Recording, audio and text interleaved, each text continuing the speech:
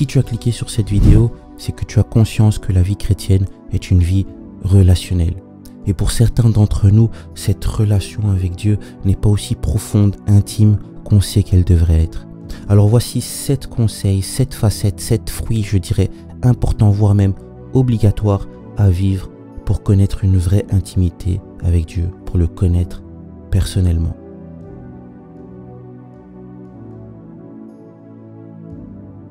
Mais tout d'abord, qu'est-ce que l'intimité?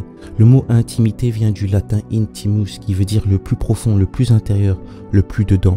Lorsqu'on parle de l'intimité avec Dieu, c'est-à-dire connaître Dieu personnellement, le connaître d'une manière profonde, pas juste avoir entendu parler de Dieu, mais le connaître réellement.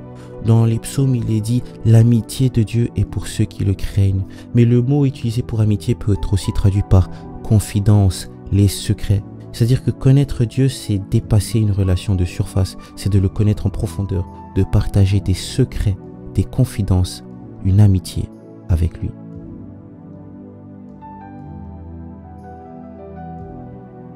Alors, le point 1, j'ai appelé ça connaître Dieu réellement, pas seulement entendre parler de lui. Je vais donner un exemple. Des fois, on peut être dans une classe, on a plusieurs élèves autour de nous. Et il y a des gens avec qui on partage toute une année. On les connaît, mais on rigole pas nécessairement tout le temps avec eux. C'est-à-dire que si maintenant on devait me poser la question, David, est-ce que tu connais un tel? Oui, je le connais. Mais il y a toujours ces amis, ces camarades avec qui on rigole plus, on passe plus de temps, on se connaît même en dehors de la classe. C'est-à-dire que eux, je les connais profondément. C'est-à-dire que eux, je les connais plus. C'est la même chose avec Dieu. Dieu ne doit pas juste être un Dieu qui est un camarade de classe. Non, Dieu doit être ton ami proche, ton meilleur ami, quelqu'un avec qui tu partages certaines choses. Des fois, on reçoit Dieu dans notre vie par coutume, parce qu'on est né dans une famille chrétienne, ou tout simplement parce qu'on s'est converti par un choix pas nécessairement des plus profonds.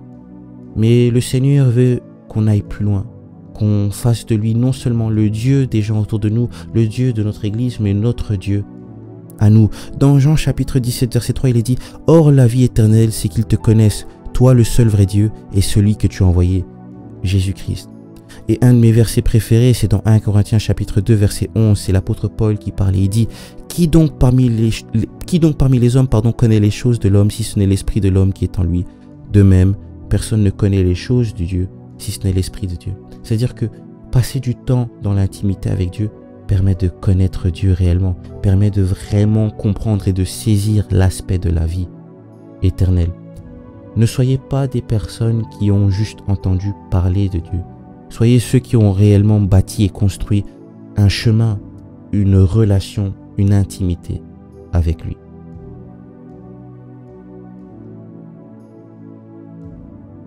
Le point 2 de connaître Dieu réellement et dans l'intimité, c'est que lorsque tu connais réellement Dieu et que tu passes du temps dans l'intimité de Dieu, que tu cherches à connaître Dieu personnellement, tu ne dépendras plus des hommes pour pouvoir entendre parler de Dieu.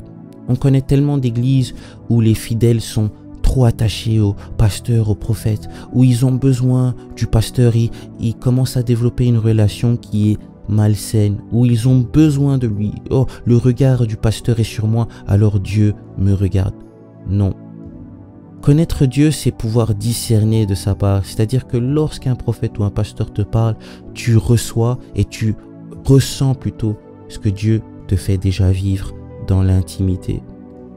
Bien sûr que Dieu nous donne des hommes pour pouvoir avancer, grandir. Même Paul le dit, il y a les fonctions et les ministères pour que nous tous, nous puissions nous perfectionner. Mais il ne faut pas que nous soyons dépendants des hommes et non dépendants de Dieu.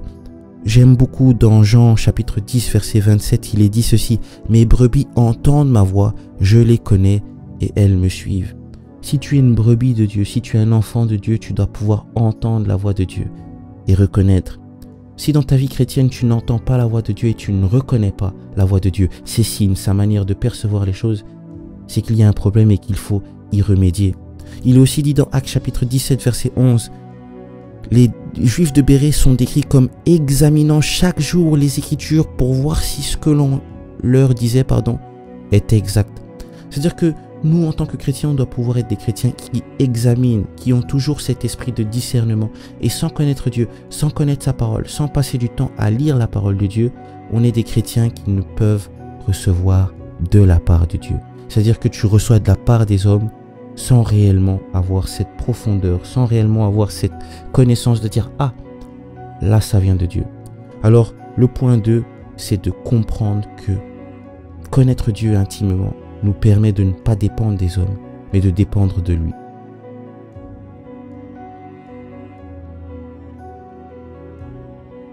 Le point 3, c'est connaître qui tu es et savoir qu'est-ce que tu dois bâtir en Dieu.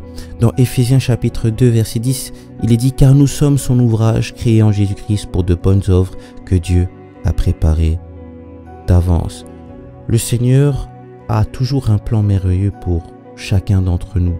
Bien sûr, dans ces plans, il y aura des épreuves, il y aura des fois des combats, mais le Seigneur a toujours un plan pour nous. Et la meilleure manière de savoir quel plan Dieu a pour nous, c'est de passer du temps en intimité. Comme je disais dans le point 2, des fois on est trop dépendant des hommes. Oh oui, j'ai besoin de savoir ce que Dieu veut de moi, prie pour moi. Pasteur, j'ai besoin de savoir quelle est la prophétie sur ma vie, qu'est-ce que je dois faire. Passe du temps dans l'intimité avec Dieu. Passer du temps dans l'intimité avec Dieu, c'est connaître Dieu en profondeur. Je le disais dans le premier épisode du podcast Autour de l'arbre. De réellement connaître Dieu en profondeur, c'est apprendre à connaître Dieu, mais aussi apprendre à se connaître soi-même. En nous se cache un dessein parfait. En nous se cache le plan et le but de Dieu dans notre vie. Et la meilleure manière de savoir ce qui est en nous, c'est de savoir ce que le Créateur a mis en nous. Le Seigneur veut que nous puissions avoir une réelle intimité, une réelle profondeur avec lui, le connaître personnellement pour savoir ce que nous, on doit faire pour les autres et pour notre vie à nous. Sans connaître Dieu personnellement, on peut vivre une belle vie, mais être à côté de la plaque, à côté du chemin que le Seigneur avait tracé pour nous, qui pouvait servir les autres et mieux lui rendre gloire. Cherchez à connaître Dieu intimement, cherchez à connaître Dieu personnellement, pour savoir ce que vous devez faire, comment vous pouvez aider à grandir l'Église du Christ, comment vous pouvez rendre gloire à son nom.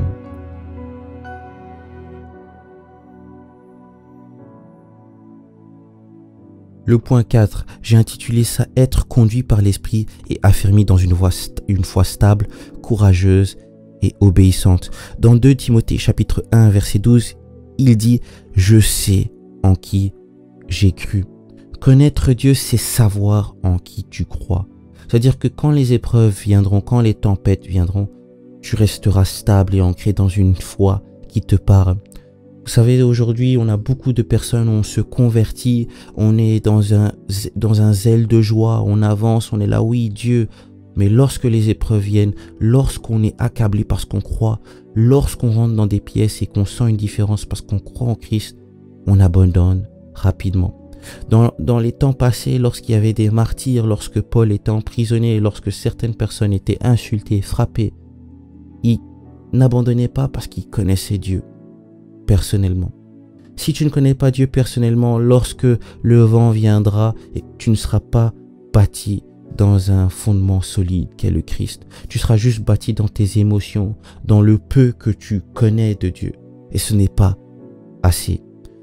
Connaître Dieu, c'est être prêt à perdre des choses, c'est être prêt à perdre des relations, c'est être prêt à souffrir, tout en sachant que ma foi me permet de rester ancré et me donne la vie éternelle.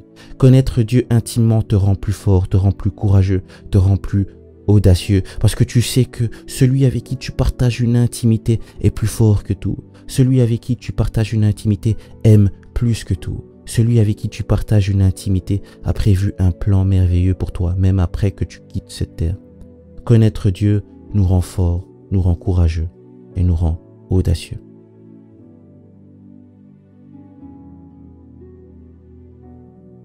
Le point 5, connaître Dieu intimement et en profondeur, c'est être protégé dans le combat spirituel. Dans le psaume 91, verset 1, il est dit « Celui qui demeure sous l'abri du Très-Haut repose à l'ombre du Tout-Puissant ». Dans Jacques, chapitre 4, verset 7 à 8, il est dit « Approchez-vous de Dieu et il s'approchera de vous. Résistez au diable et il fuira loin de vous. » Lorsque je parlais de tempête, dans le point 4, je parle aussi de combat spirituel. Lorsqu'on fait face à des combats, lorsqu'on connaît Dieu personnellement, on sait que ces combats-là ne peuvent réellement nous détruire. Nous avons toujours le Dieu qui combat pour nous. Apprenez à connaître Dieu intimement et personnellement. Vous saurez même d'avance ce qui arrivera dans votre vie. Vous saurez d'avance les pièges et les embûches du malin. Vous serez prêt à tout. Vous serez aussi prêt et, ancré dans les connaissances du combat. C'est-à-dire que lorsqu'on connaît Dieu personnellement, on devient un soldat qui connaît l'art de la guerre spirituelle. On devient quelqu'un qui sait comment se défendre parce qu'on sait comment prier Dieu, on sait comment l'invoquer, on sait comment le mettre dans cette affaire. Ne pas connaître Dieu intimement revient comme au point 4 à être prêt à être déboussolé dès qu'un problème, dès qu'un combat vient. Les combats font partie de la vie chrétienne. Qu'on ne vous trompe pas en vous disant que la vie chrétienne est belle et rose tout le temps. Non, connaître Dieu intimement, c'est de savoir que lorsque ces choses viendront, la paix sera toujours là. Parce qu'on sait qu'on a un Dieu qui combat pour nous, qui est fort et qui a toujours la victoire. En Christ, nous sommes plus que vainqueurs et il est important de connaître Dieu intimement pour ne jamais l'oublier.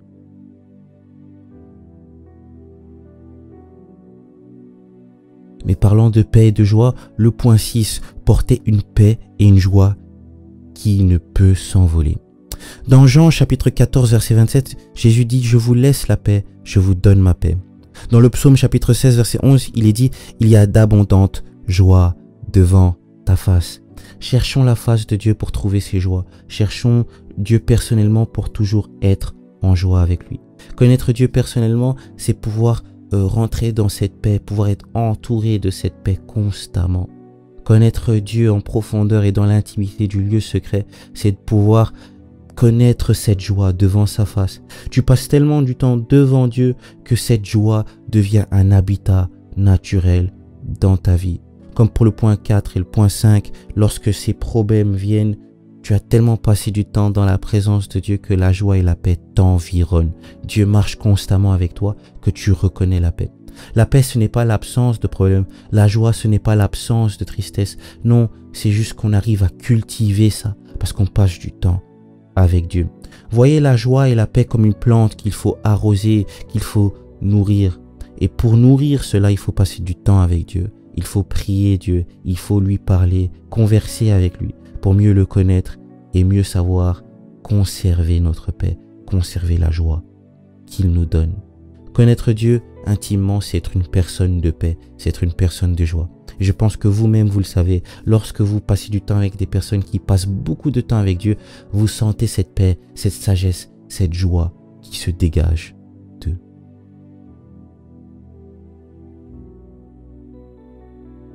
Le point 7 de connaître Dieu intimement, on peut le voir dans Exode chapitre 33 verset 15. Si tu ne marches pas toi-même avec nous, ne nous fais point partir d'ici. C'est Moïse qui parle à Dieu quand il dit ceci. Connaître Dieu intimement, c'est pouvoir parler avec Dieu de cette manière. Connaître Dieu intimement, c'est pouvoir dire à Dieu, Seigneur, j'ai besoin de toi, ici.